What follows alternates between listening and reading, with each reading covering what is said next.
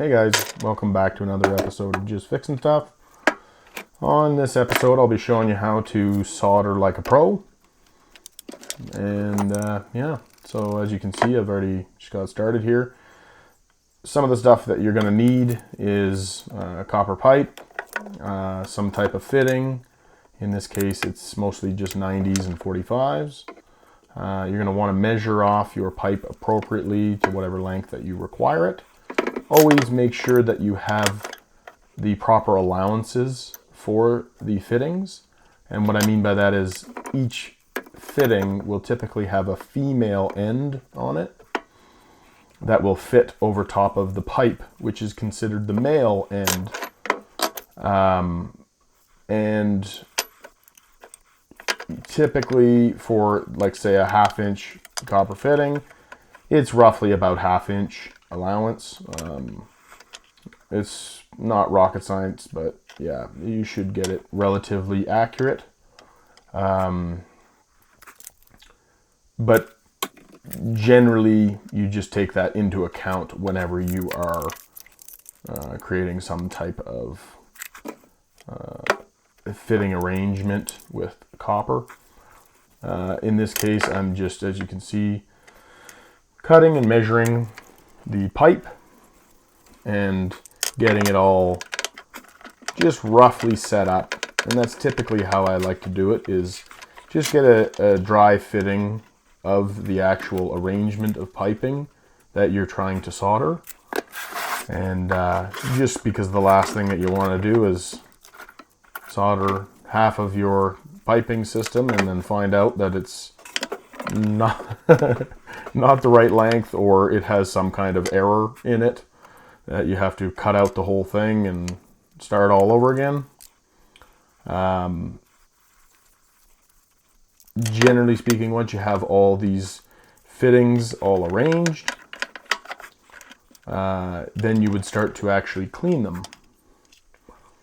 So cleaning them is can be a bit of a taxing process if you got a lot of fittings and a lot of cuts that you have to make. Generally, I use, for the interior of the fittings, I'll use a wire brush of, say, if this is 1/2 inch fittings, I'll use a 1/2 inch wire brush, and just it'll clean more than enough. And for the piping itself, you can use something like emery cloth or grit cloth or something like that, that will be able to just remove the exterior surface and kind of create some abrasions on the piping. And you want to make sure that you have a nice, smooth, shiny surface that's all free of dirt and debris.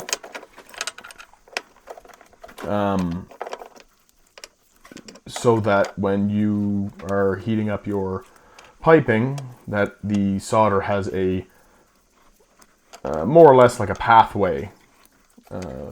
Just to get into a little bit of the actual science behind it, when you heat up a fitting and there's all the flux, which is acid, kind of helps clean the whole,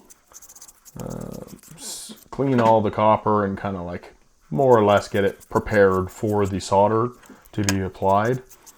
And when you have a piece of pipe that's stuck into a fitting and you heat it up with, typically I use MAP gas and I don't use propane. MAP gas I just find works way better.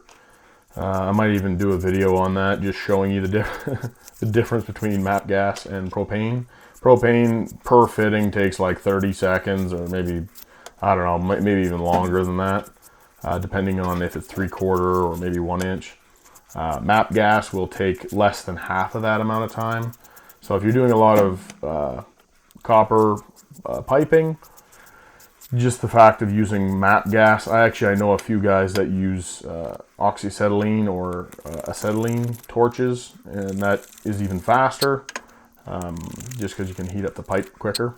Right here, as you can see, I'm deburring the pipes, just because when you cut them, they get like a little ridge on them, and you have to clean them out and It's not life or death if you don't, but it's good practice to do that, just because the smoother the transition between a coupling and a piece of pipe, the smoother the flow of the water will be through your system.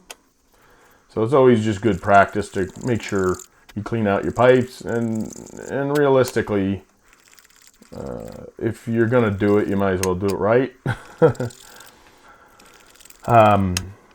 Yeah, but as far as the soldering goes, once the solder heats up, there's actually a process. It's called capillary action, and it essentially means when you heat up the solder and it becomes a liquid, on the edge of where it becomes liquid, it'll actually, the surface tension will more or less bring the solder all the way around from the point at which you soldered it, and it'll actually bring it around the whole, more or less around the whole pipe, and it'll sink in between the copper pipe and the copper fitting, and it's just good practice to go around the whole fitting. But I know some guys that say for a 1/2 inch piece of copper, or a piece of 1/2 inch copper, or a 1/2 inch fitting, you should only require a 1/2 inch of solder. And same goes for like 3/4, same goes for 1 inch. For me, I've always found, you don't want to slather it on there, but I've always found that it never hurts to have even just a little bead on there. Like just have like, do your 1/2 inch of solder, but maybe just throw a little extra on there just to make sure that the actual solder joint is nice and tight and firmed up. As you can see right in this part here, I'm just putting flux on the piping and also on the fittings.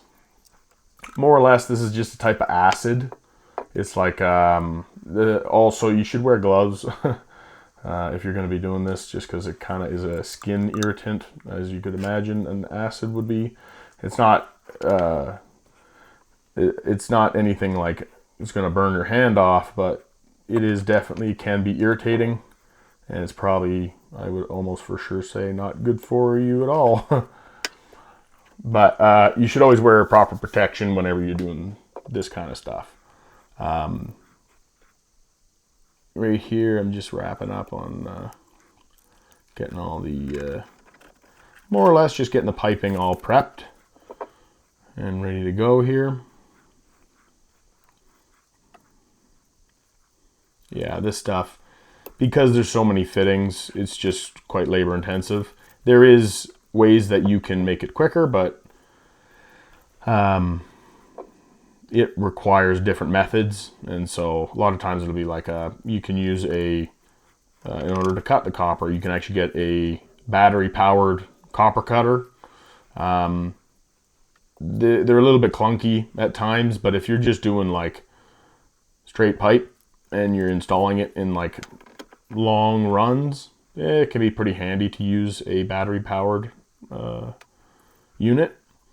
But in this case, we're just doing small little fittings, so I just did everything by hand. And I got this last little piece here, and then I'll show you how to get it all prepped and ready to solder.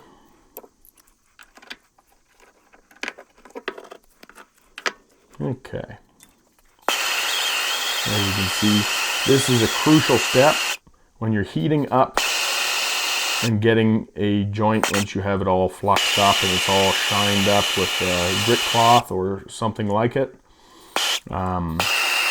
make sure that you heat up the fitting specifically.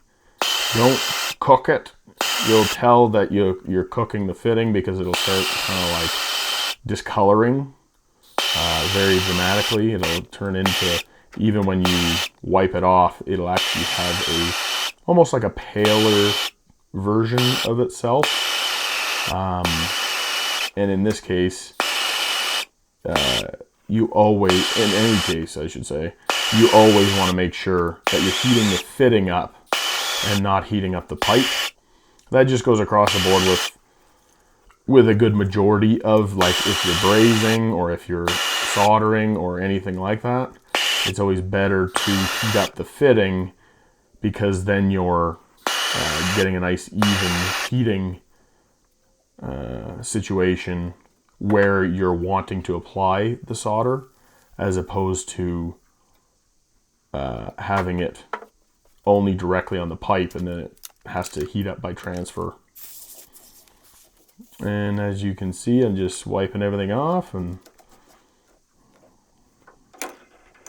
there you go.